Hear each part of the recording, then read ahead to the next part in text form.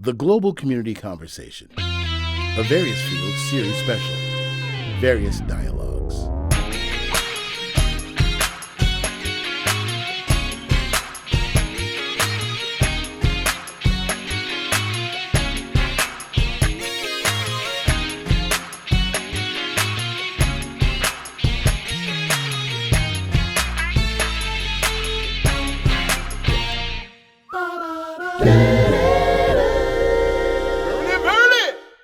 Hey everybody, welcome to Various Fields. My name is Hazen Fields II. I'm Trey. And I'm Lex. And we are so happy to have with us today a wonderful human being, a person throughout history that has seen some things and can tell something. We have Mr. Michael Feit, the lawyer in the hood. Let's make some noise. Woo! That's a very good idea. Well, I'm just going to add to that. We were introduced to Michael Feit by our good friend Paul Rudnick. Yes. And we are just so happy to have you here with us. And you have been helping the community in the Albany region, upstate region, and all over for many, many years. And we're just so happy to have you here. So thank you for being with us. Well, let me say this. It's great to be here. The three of you, really captured my imagination, and I feel like we've been friends for a long time. Oh, gosh, Appreciate you. that. Thank you. I'd love to talk about whatever you think is of interest to you, what you want to find out about. I tell people when I went to law school, it really wasn't that hard. I did go to the University of Chicago Law School, and I said, well, there weren't that many laws. We had the 10 Commandments. That was about it. Very nice. Well, I don't think you're quite that old. But here's the thing. There's so much to you. In fact, we just found out a musical aspect Absolutely. of Mr. Michael Feit. And you are technically, you should be a 2-hour interview, but we only have an hour. So we're going to try our best to encapsulate as much as we can about you and your history and your likes and stuff like that. So let's begin. How did you start your journey to become a lawyer? Well, actually, by chance, out of curiosity, in college, I went to Syracuse University as an undergraduate, and there was a course in constitutional law as an undergraduate, and I took it, and the professor happened to be like the most charismatic and dynamic guy probably on the campus at that time. And he and I got into this little battle throughout. It was a year-long course, and the final exam in the course was you had to write up your impressions of a certain trial. And he handed out the papers of what the trial was, the case was, and it was Feit versus New Jersey. It was not a real case. He'd just taken my name, and he didn't like New Jersey, so he kind of pinned it on me. So law school became in my radar, and the University of Chicago is really a great law school, and I don't know why they wanted me, but, I did go there, and Chicago's a wonderful town. There's a song, it's got Soldiers Field and March. It was a great experience. It was torturous. It was like it was totally different. Whatever success I had as an undergraduate, throw it out the window. It's a totally different approach. I somehow managed to escape. I somehow managed to get admitted to the bar. But before that, because, there's all kinds of lawyers. And in the book, which I see you have a copy of there, We do. Lawyer in the Hood, That's it. which came out last fall, chronicles some of the cases of my career. But the story that I tell there, and it's really meaningful, and I've told it many times to people, is when I was an undergraduate at Syracuse, a couple of my buddies and I were going to go to watch Syracuse play in the Orange Bowl. If we knew that Oklahoma was going to kick their ass, we probably would have stayed home. But we drove from New Jersey, from my home, through the night to Northern Virginia, and needed to stop for some breakfast. There weren't all the road stops like fast food places and things like that at the time. And we found this, looked like a very nice place to eat, a restaurant, white picket fence, whatever, parking lot, drove around the side, walked in the side door, and took a booth. And I went out to the front of the restaurant where they had one of these newspaper machines, because I like to read about places that I'm going to. And got the paper, turned around, now walked inside what was the front entrance of the store. And there was a sign about 2 feet by 2 feet in large letters, 2 words, white only. And when I saw that, that had a devastating impact on me. And I just happened to glance over my left shoulder. I could see the Washington Monument. I wasn't in Mississippi. I was in Northern Virginia in 1958. And this had a big impact on what I've done in my whole life. But there have been many other instances of wanting to do what I could to be a problem solver for people. I actually this morning, I thought about what I might say that might be meaningful. And it's something like everyone has problems. There's a problem, people find the problem, then they want to blame someone for the problem, and they point a finger. My approach is I want to try to fix the problem. And it's very difficult because the system that we have right now is archaic. It lacks humanity. It doesn't address many of the issues that people have, such as mental illness and addiction to substances. And it's a challenge. And I've been doing this, when I started doing it, there weren't all these agencies that help people. I had to go find somebody, some doctor that I knew, or I had to go make it up. And there are just a zillion stories I could tell you. But you tell me,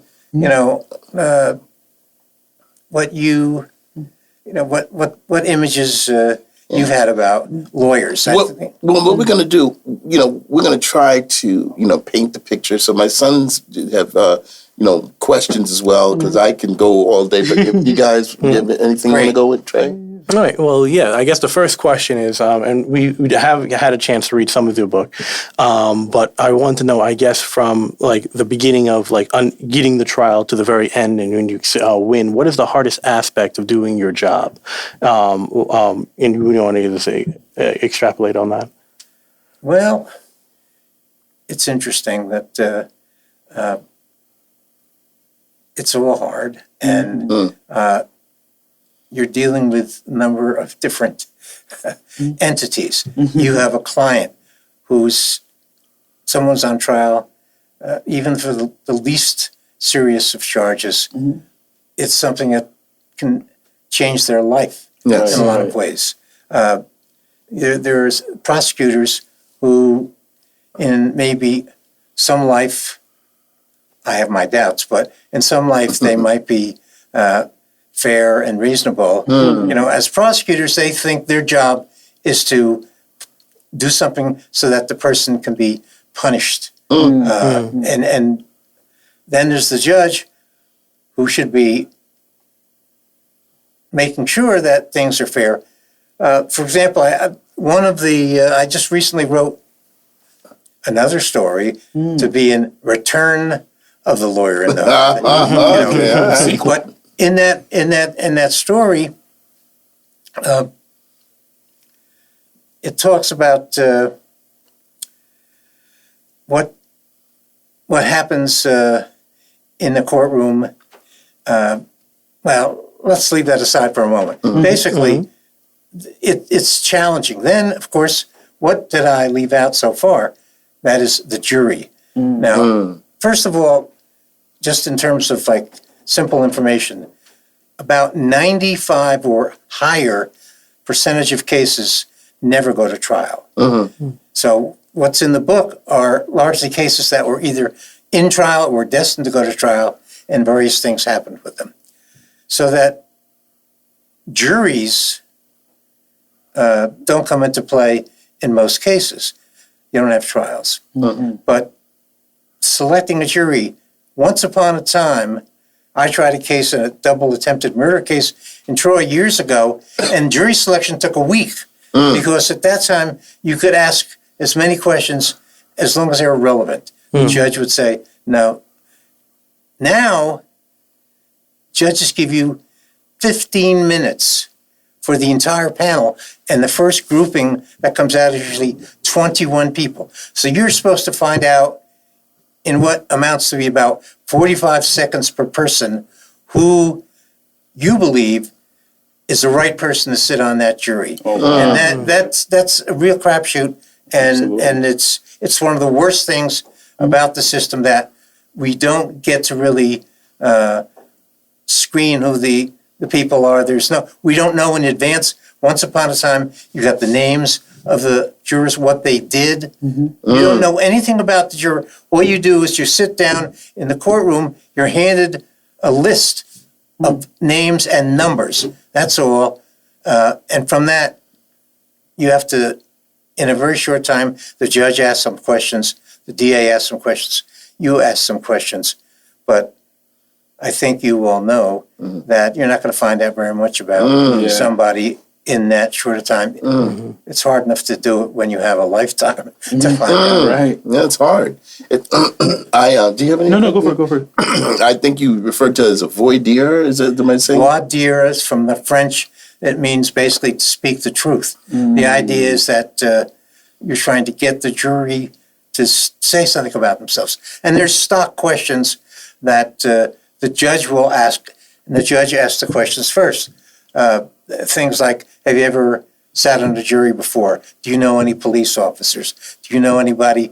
Do you know the attorneys in the case? Is there any? What I've learned also over the years is that you have to develop questions, and there's different styles. Different lawyers have different styles of doing voir dire, especially since it's been sort of telescoped down into almost nothing, to try to find out what are little what is the word, not lodestone, but it's a way of trying to find something in the person. For example, I will sometimes say, most of the people here don't want to be here. Am I right? Yeah. Chuckle a little bit or something like that. Yeah, I like it. How many people, you're sitting there right now, based upon what you've heard so far, how many people here think that my client's guilty? And, or my client must have done something wrong, or he wouldn't be here. And so, Right. now, the other side of the coin is that jurors don't want to expose necessarily the way they feel. It's like racism, sexism, a lot of other isms. People don't necessarily want to go around bragging that that's the way they are. Right. It's something that that motivates them, but they don't want it to be known by other people. And it's so, and some of the cases, as you'll see from reading the book, everyone that went to trial on a felony had been indicted. That means a grand jury, where the standard of proof is much less, said there's enough reason here, the standard is reasonable grounds, enough reason here to indict that guy, to put the person on trial. The trial jury has to find proof beyond a reasonable doubt. It's a much higher burden, and that's one of the good things that's left in the system. There's a few others. There's all the things the judge reads about, the presumption of innocence, the burden of proof, and all those things. But it's my feeling is that a lot of times it goes in one ear and out the other ear of many of the jurors, not all of them. And in that book, you will see there were cases where people who were indicted, now the grand jury said, this guy did this crime. The trial juries found the opposite. And on the back cover of the book, there's a picture of me, and that's part of the story. The back cover of the book is a picture of me and my client the day after he was found not guilty of murder in a very celebrated trial in 1983. And that's his father standing next to him on the steps of what would, about 10 years later, become my office, because they lived at 383 Clinton Avenue in Arbor Hill, which was the location of my office. And the father asked me to have an office there. They lived on the second and third floor. They were very civic-minded, and they all came up from Mississippi back in the 60s when there was a mass migration, black people to try to get a better life. Yes. And they took advantage of it. They were successful. They owned, at that point in time, a number of houses there. The father was a carpenter. The mother, many people may have known, the older people here, Mrs. Burton. She was known as the snow cone lady. She sold snow. She had the first hot dog stand. The first vendor around the Capitol was hers. They sold hot dogs. So they were great people. And before that, I actually strangely dabbled in, I thought I could write a great novel. So and this is about a private detective. And it begins, the first line of that novel was, "My office is on a street where even the police don't drive unless they have to. Dark-skinned men, some with shirts, sit on stoops, drinking out of paper bags." That was 3 years before I ever walked up the steps kicking a beer can out of the way to get into what became my office, which from photographs in the book you can see is a beautiful place. It was a great house once upon a time. And I loved it there. The first month I was there, there were like 5 homicides within 2 blocks of my office. In over 20 years, I never had a single problem with one person. And people would just walk in, "Oh, Mr. Feit, I saw your car out there. I'm coming." It was a great place to be. And the window, my desk was right behind the window that faced onto Clinton Avenue, a very large window, and I could see what life was like on the street. And it was a fabulous experience for me, and I would have continued doing it, but some things changed, COVID and a few other things. COVID, okay. We did some different things. Yeah. Okay. That actually perfectly transitions, because one of the things I was stuck between is there's so much information you have as a lawyer, and there's also so much information you have of just being a part of the community, and that's almost exactly what the book was about. So I just wanted to know what brought you into wanting to write this book, telling the story this way. Was it community? Was it like, how did you get inspired to be like, I want to write this? Well, people, it's written in the prologue that I wrote. It basically talks about a potential audience of 3 kinds. One is people like lawyers who either did some of the kinds of things that are in the book or envied people who did. It was kind of a tutorial thing. I feel honestly, immodestly for sure, but modestly, that everyone who's thinking about being a criminal defense lawyer should read that book. Absolutely. Because of the flavor. It's not about law. The book is not about law, it's about lawyering. It's about what you encounter. Indeed. And then the third category was everyone who always asked every lawyer that they knew, how can you represent those people? The answer is in there. I said, turn the pages. And that's what it is. Yeah. So it's not just, and I can assure you, it is not a profit-making venture, but someday, now that I'm on this podcast here, That's what the hope is. it'll probably, sales will probably be boosted. Make it skyrocket. Oh, that's definitely the game. Right. We can promise you scores of people. Scores of people will see this. Listen, that being said, so remember, anyone that is watching this, the name of the book is Lawyer in the Hood. We'll figure out a way to post it down bottom so that you can see it. Absolutely. Where did you find that book, though? This one actually was given to me by Paul Rudnick. He actually got that for us, but they're in bookstores and different places. Get it on Amazon. Amazon. We'll make a link. And also, I'm going to tell you, it does not. It's not a. It's when you think about lawyers, you think it's going to be a read that's very technical. It's a warmly written storybook, and you hear all these stories, and that's the thing I love about having you here, because you're one of the people that have been in the fight for quite some time. Absolutely. I have a problem with society now, because we like to put things in the context of history, but you have certain things in you that's part of your memory. So you remember how America was from 1958 till now. What changes, or what things remain the same? What are some of the marked things that you remember that you can share with us? You'll be astonished. I remember when Hershey bars were a nickel. Yeah. Okay? Yep. All right. It's there's so much.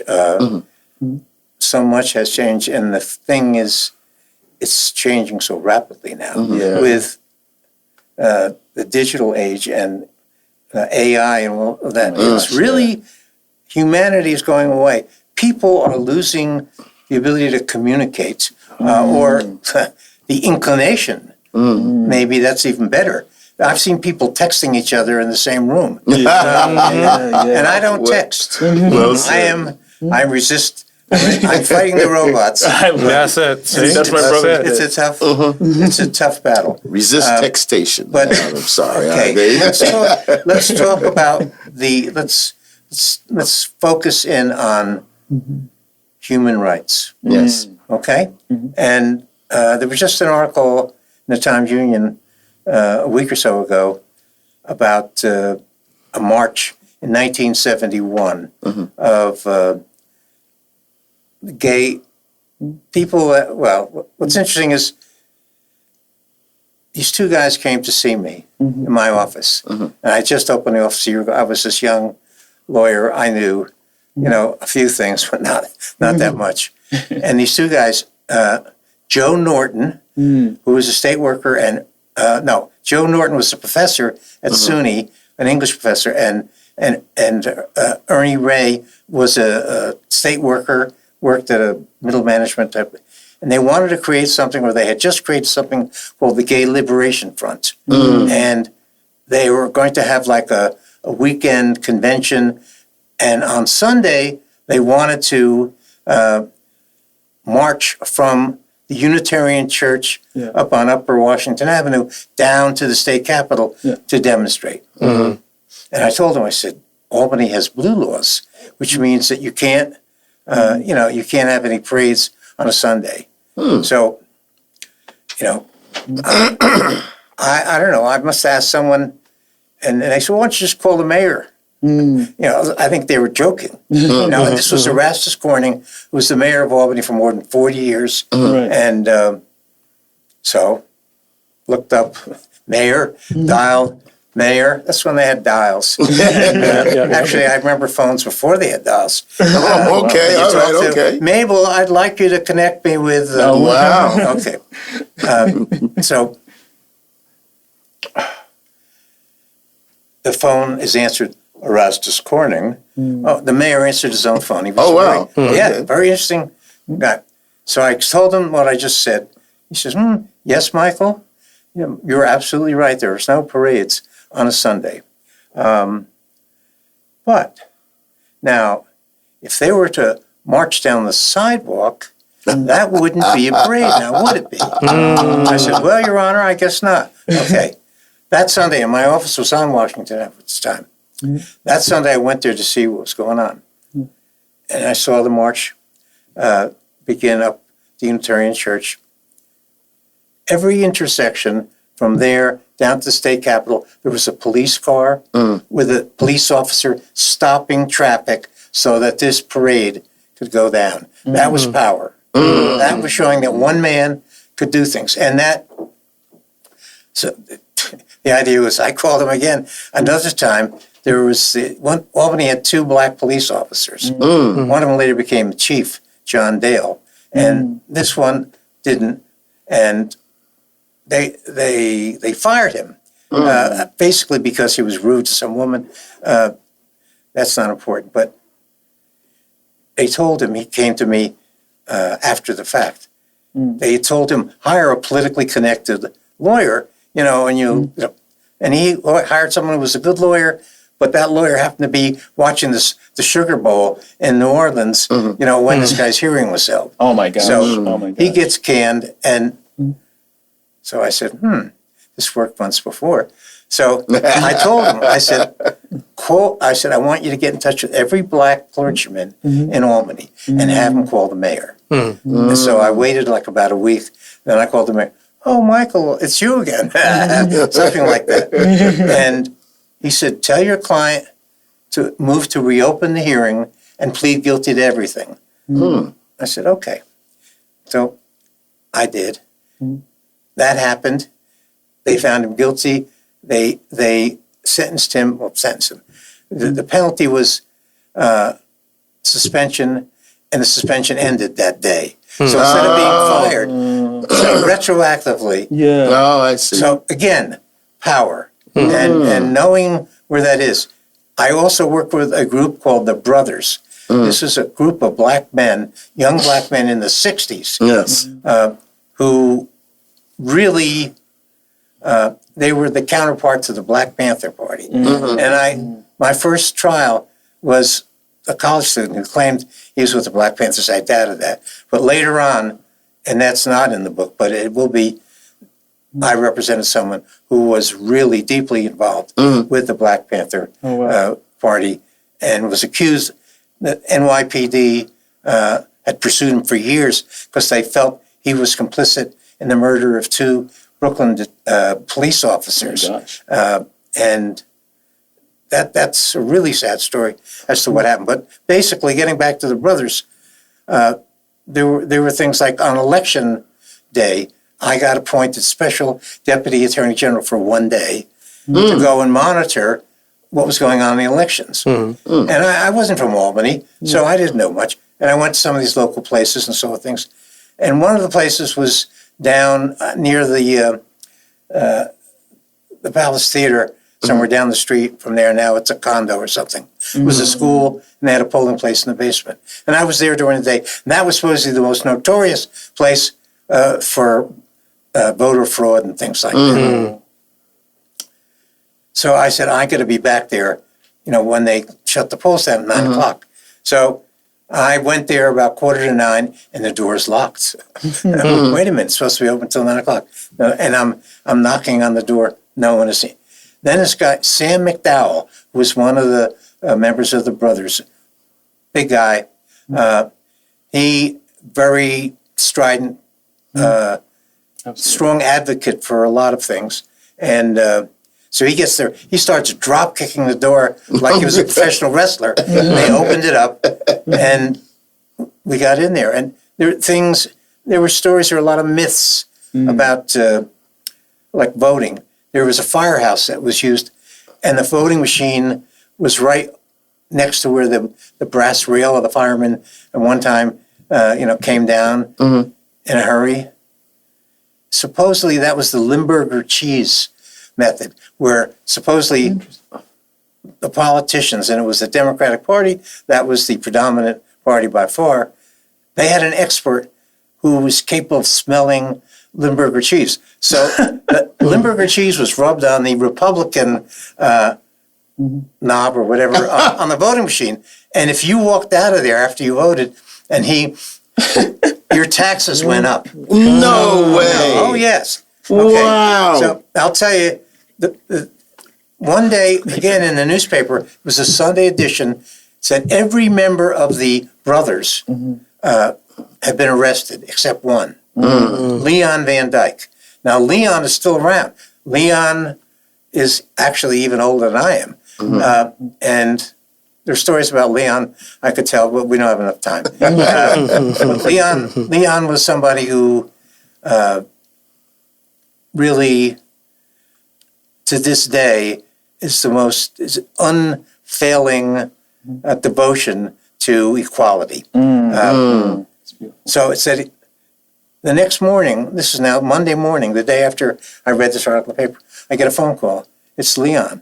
I said, "What's up? Where are you?" She says, "I got arrested last night." He was for public intoxication, which was then an arrestable offense. Isn't that something? Wow. And he said, he hadn't been drinking or whatever. So I said, "We're going to fight this thing. Come on." I got him out. I bailed him out. There was nothing. And we had to be back in court on Friday. So Friday morning comes and he's supposed to be at my office. I said, "Where the hell is he?" So I call him. Finally got a hold of him. What happened? He says, "I got arrested again last night." no. Only this time he had been sitting in the park drinking a large bottle of wine. Okay, so I have truly felt very close to so many people of different ethnicities, but particularly living in the hood there is predominantly African American people. I've seen them, spectacularly black women who would come in because their sons or their husbands or their brothers were arrested, and they would sit there and they would be so warm and wonderful, it's I'm sad. I talk about history. Yeah. I absolutely blame much of what's wrong with the world today with the fact that slavery existed in this country for so long. I mean, really. Now, I'm not just saying that as a kind of commercial. I truly believe that. I've said it for so long that generations, it's just, and so many people have fortunately managed to get out of that thing, but so many people are stuck in it, and it's really a torturously sad thing. Yes. Because after the Attica prison riot, I was the chairman of the New York State Bar Association committee on the correctional system for about 10 years, and I was also involved in helping to create the School of Criminal Justice at the State University, and a grant that I got from the Justice Department was going to be my PhD dissertation, which I never wrote because I instead of doing that, I opened up a law office. It was prison discipline and the inmate's sense of injustice. And I thought, well, the harsh conditions of prison, that's why people were so embittered. And this was a very substantial research project that I had. I had several hundred questions that were sent out to hundreds of different inmates in different prisons to get their comments on things. I wanted to get what they were thinking, what they were feeling. Then I also did interviews in Connecticut, New York, New Jersey, and California. And I probably did more than 50 interviews. Wow. And every time I did an interview, I never told them that I was a lawyer. They just thought I was like some, intellectual coming, So I went at the end when I was finished with my thing. I said, it's funny. Every time I interview somebody, and I tell them that I'm a criminal defense attorney, they always tell me how they got railroaded. And with that caveat, every single person then told me how they got railroaded. And so it's the perception of the system that's as much a cause of bitterness as being locked in a cage, for years. So wow. Okay. This is Michael. You're giving us so much context. We often speak about things that are associated in this country from its very horrid beginnings, particularly talking about what Benjamin Franklin called the peculiar institution of slavery, which is just dumbing it down. An understatement. And you're watching, ladies and gentlemen, the connection of filling in the blanks, the ripple effects of what once happened, because there's never a situation that happens in history that does not impact us in the current day. Absolutely. That being said, we want you all to be connected with us right here at Various Fields. So we all want you to like, share, and subscribe and hit all the buttons. And right here, and please, we also want you to go to www.variousfields.com where you can find all the information there. We have some wonderful people in the room with us today. Of course, we have Nels here. He's doing tech stuff. And soon we're going to introduce just talk about a young lady that's in this room here, Miss Marguerite, that has impacted Mr. Feit's life. We're just about at the halfway point, and we're engaged. Yes. On all the things. But now I kind of want to move towards you. Yeah. We've talked about your historical events of what you have done in the community and how you've helped the community.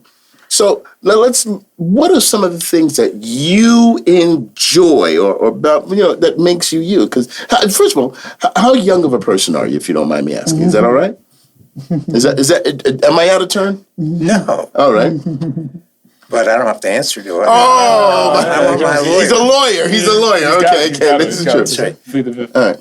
I'm going to have a birthday next month. Nice. I'll be 87. Bless your heart. And I'm Woo! still Congratulations. practicing law full time. Wow. And together with a few other things, like writing the book and some other stuff. But I've done a lot of things because I love stimulation. I love the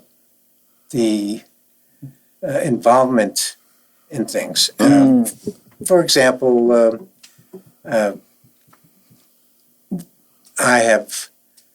I got roped into, probably about 20 years ago, I should tell the story. There was this young lady, this very beautiful young lady who had just graduated from college. It was a phys ed person. She was going to practice teach in the fall. And she worked at this farm stand near my house. And she was very, very. She used to jump over the counter. Oh, Mr. Feit, how are you? She had this very high voice. Said, "I'm going to be auditioning for a play tonight." I said, "Oh, really? What is it?" "Cat on a Hot Tin Roof." I said, "Oh, that's a great play." I said, "Come on over to my house and we'll go over some lines. We'll, prepare you for this." All right. So she came over. She said, "Oh, you're so good. You have to go too." I said, "I'm not going. I have no time. Forget it." "Oh, if you don't go, I'm not going to go." So, all right, I'll go. We went.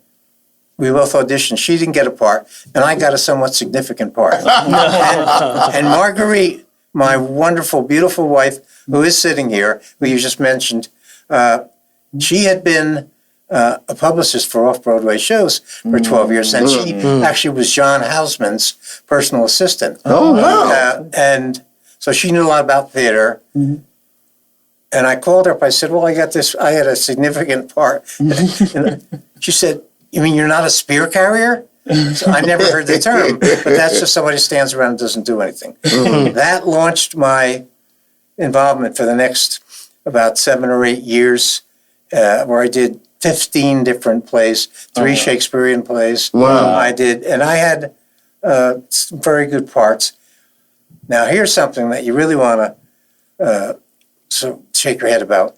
My high school English teacher, who's still alive, is going to be 100 in August if he makes it. Wow. He lived in New York City in the theater district. He hopped on the bus. He wouldn't let me pick him up. He wouldn't get on the train. He hopped on a bus. He came up to Albany for every single play that I did. Oh, my gosh. And so he was to get a compliment out of him, it took me like 60, 70 years to finally do that. But it was important. I met a whole different group of people, theater people. You're involved with some improv and things like that. Yes. I understand. And it's a very different universe. I remember before that, I'd represented this guy. It was actually another case that will be in the next book. This psychiatrist in New York City who was, let's say, he was somewhat off the charts in doing what he did. He ran a clinic in Harlem for guys getting off on parole. And it was kind of a scam because he eventually did get convicted. He didn't let me represent him. He hired some lawyer and paid him a lot of money in New York City and got convicted. Oh, dear. But his daughter was an artist in Woodstock. And at the time, I was without portfolio. So I said, okay. I called her up and she said, oh, there's a party we're going to. You can come down. So I went down there and she was a very attractive young lady. And we went to this party. It was in Woodstock and probably 50 people in this place. And I realized and I felt this sense of really, wow, this is great. I'm the only lawyer here. It was just because lawyers are pretty boring, frankly, and some of them aren't, but many of them are. And there's more to life than this. Don't ask me what. It's like the lyric from the song. I've always played sports. Okay. I played football in high school as a freshman. The varsity was the number one team in New Jersey, and we scrimmaged against them. So I gave up playing football after the first year because I was still healing and played basketball. And at Syracuse, I played freshman basketball, and I played lacrosse, and got my hand broken playing lacrosse. So I decided I'm going to be on the golf team. So I played golf. And there was the University of Chicago Law School. That was like the frightening experience, really. I was like in terror the whole time because there were a lot of really smart guys. And I never got it until the very end. And here's how I got it. Here's an interesting little showbiz tidbit. I met this guy. I used to go over and play basketball. They had this big gym nobody ever went to, a couple of people. And there was this little guy who was there, and I met him. We introduced,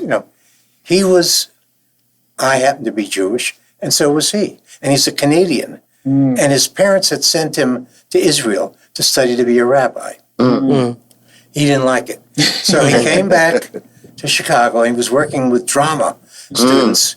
And he would write some material for different performers. So he was hired for $500 to write this nightclub routine for this comedian and a folk singer guy. Okay. And he did it. He went to get paid, and the guy told him, nah, the other guy just quit, so we can't pay you.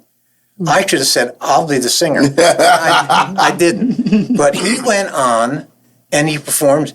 I saw him in his first performance in Chicago, and then he moved up. He was in Second City in Chicago. All right. He was supposed to do a sitcom being the kid brother of Carol Burnett, Oh, wow. which never got off the ground. Okay. His name is David Steinberg. Okay. And Wait a minute. David Steinberg has directed a lot of, Oh, yeah, he yeah. does a lot of Curb Your Enthusiasm. Oh, yeah. He does a lot of he's a little guy. Okay. I still have a record, an LP he gave me, Dylan Thomas. Anyway, so Cool, yeah. Well, I have a question. With your theater chops, did that help in any way in reference to being a lawyer, in reference to delivering to a jury? I mean, maybe some young lawyers out there, how do they improve themselves? Did you find that helped in any way? absolutely, but not necessarily in the way that you think. Okay. And I'll tell you this. I have not been someone in my life, you might be shocked to hear this. I always was very willing to get up and talk and say things No. at any time. Okay? All right. So that wasn't my problem. It wasn't like, I'm afraid to speak in public. Right. All right. What I found out, and it was in really not the first play, but the second play I was in, because I had a big part. I was one of the leads in Our Town. Thornton Wilder with some really good people. And it was at the Albany Civic Theater.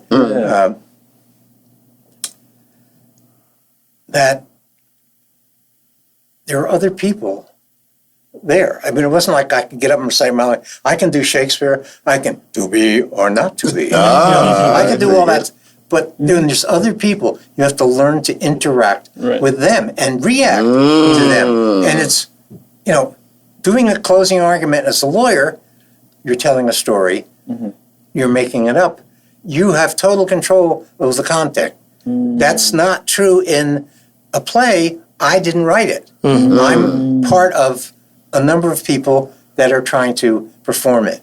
And that was important. More awareness of other people and how they do. But yes, absolutely. Lawyers today, young lawyers in particular for the most part, talk too fast. They don't enunciate clearly. They're not. When I've said, are you kidding me? I get to go in a room where someone is there with a machine taking down every word I say. My God, I'm going to take advantage of that. Let's get it out there.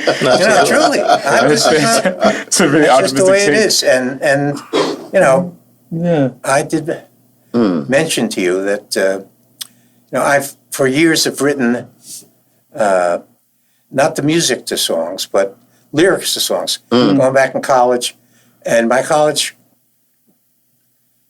good buddy and my senior year roommate in college, the greatest piano player I ever heard. He called me this morning from Rochester, and we talked, and I told him I was going to give him a plug.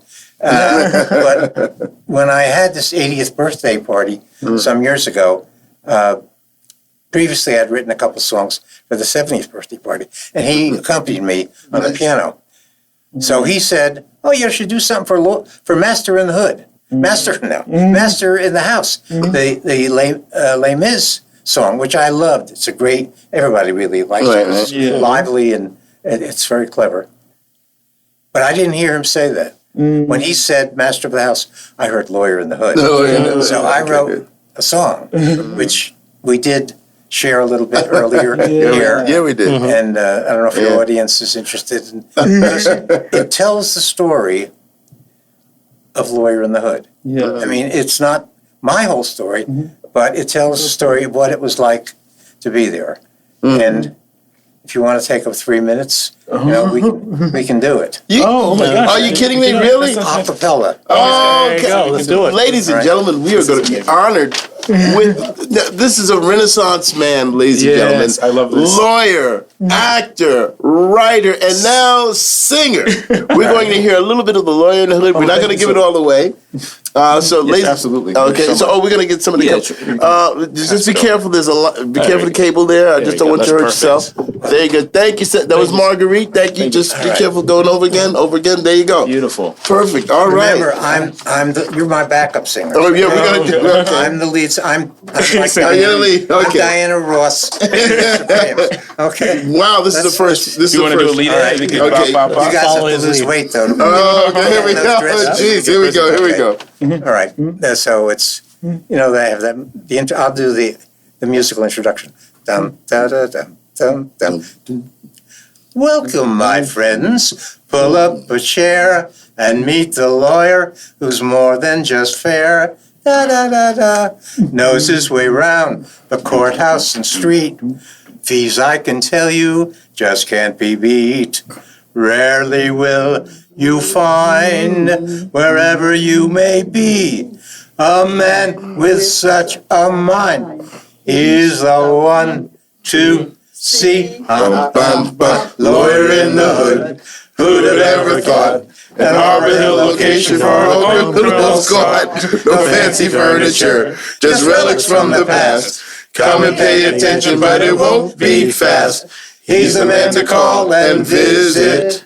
When you're up Near a tree. Case dismissed. You're free to go. Forget about the guilty plea. Bum, bum. Lawyer in the Hood. Been here 20 years. Clients always stopping with their eyes in tears. I didn't have no crack. All I had was weed. Cops Just pull us over because of race, not speed. Yes, of course I get it. Get it. Injustice never seems to end. You can be sure that I'll deliver. There's no criminal I can't defend. Lawyer in the Hood. After all this time, still is kicking ass. Yes, he's in his prime. Will not let you down. Always goes to bat. Pleading, often crawling like a dog or a cat.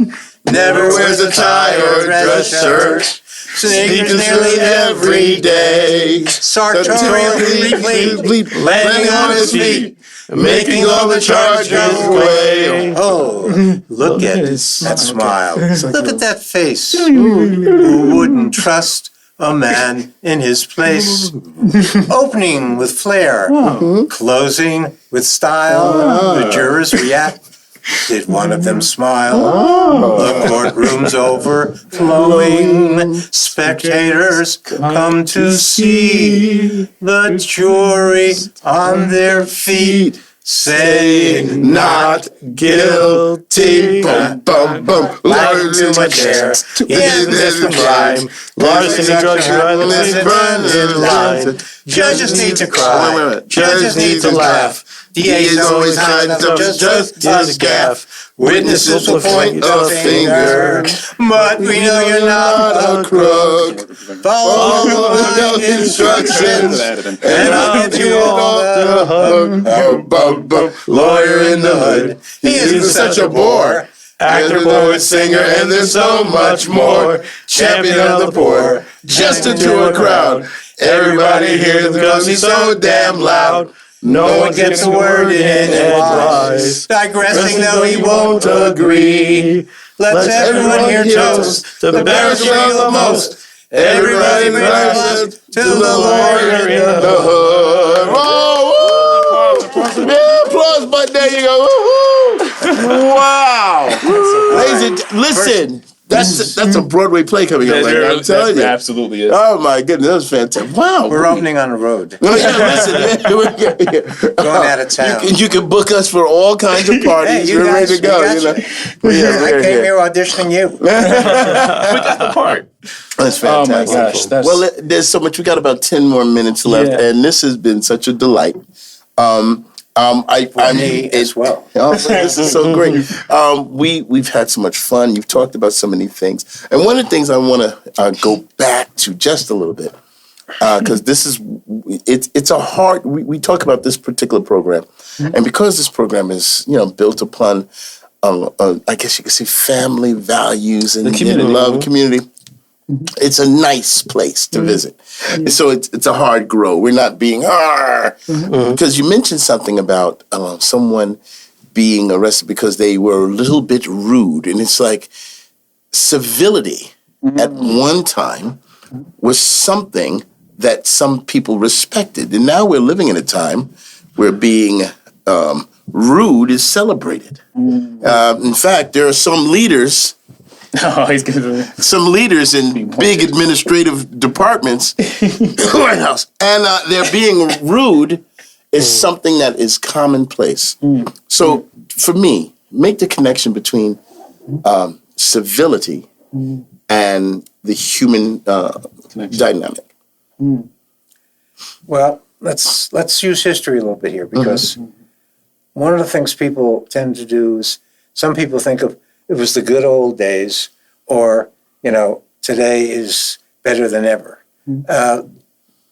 There were, if you read history, sometimes you find there's a lot of eras in history where there was grotesque behavior by people who had power, and we're now living in, I think, what's arguably the worst one, and why it's so bad. It's not just one person promoting really the ugliest of things, but it's that it's the sort of the evangelistic approach to it, and it's money.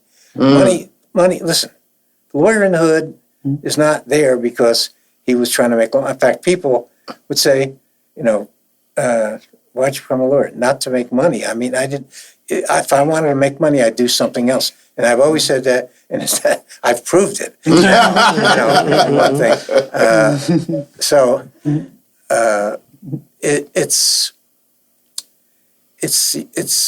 Money has become power. And like, if you remember the movie Network, a great movie. Yes. Where the scene in the large boardroom, where corporate power, we can, Rollerball, the original Rollerball, where all the teams were owned by corporations. And, it was like they owned these people. And then to go to what I had spoken about before, about what in this country where people were enslaved and they couldn't. All right, I'll tell you one thing. It's just interesting.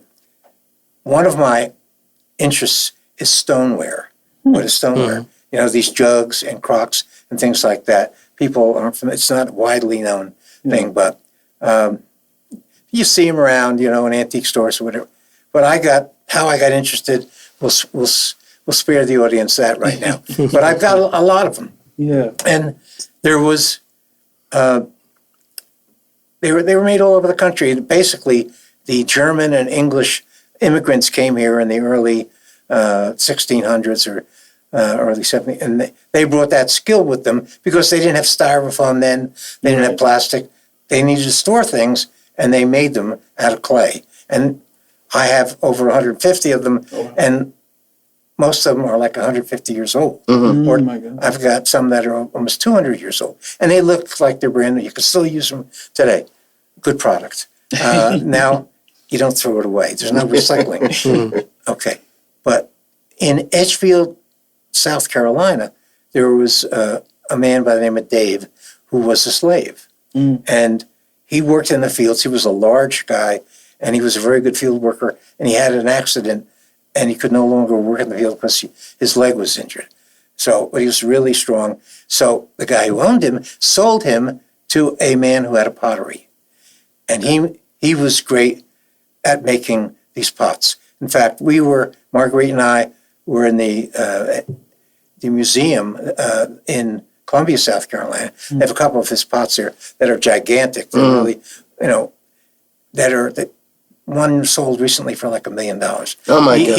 He's known for being, okay, but here's the interesting part of the story. Slaves were not permitted to learn to read or write. Because obviously that was a way of controlling people. If they can't read or write, that makes them more manageable. But the guy who owned Dave taught him. It was a felony to teach a slave to read or write. Taught him to read and write. And on these various stoneware things that he made, he has little like limericks, things he wrote. He printed himself, whatever. And it's ironic that how all this time later, the stuff that he's done is like more valuable than anybody else's stuff. It's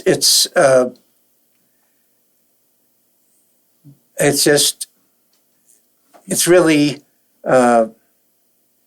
it's sad when you look back and you see what it was like. And he didn't own.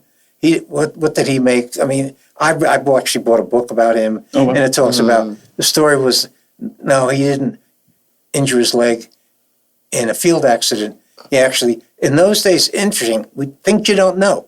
Slaves were permitted to go into town. You'd get like a pass, like in school. You get a school. They would get a pass. They could go into town and go, and obviously in the designated places, and you can go and drink, whatever, dance, do whatever you were going to do. And the story was that Dave actually got hit by a train coming back to the, and that's how he got injured in the first place. I don't know, but he would be, people should know that even in that condition, he was profoundly creative. Well, listen, I really want to go on. I'm going to make that connection. We've had some horrible things in this country, and we're